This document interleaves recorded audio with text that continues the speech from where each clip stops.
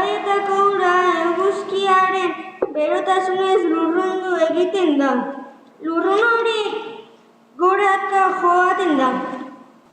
Lurrun hori elkartu egiten da hodeiak sortuz eta ostean elurra, euria edo kazkabarra egin dezake.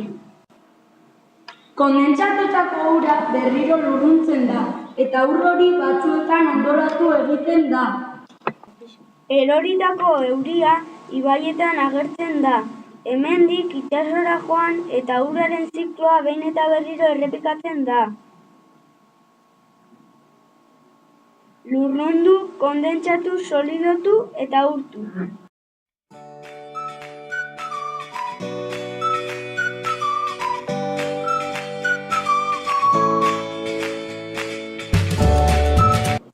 Hauxe da uraren ziklo naturala. Prozesu horretan ura toki batetik bestera mugitzen da eta egoera fisikoa aldatzen du.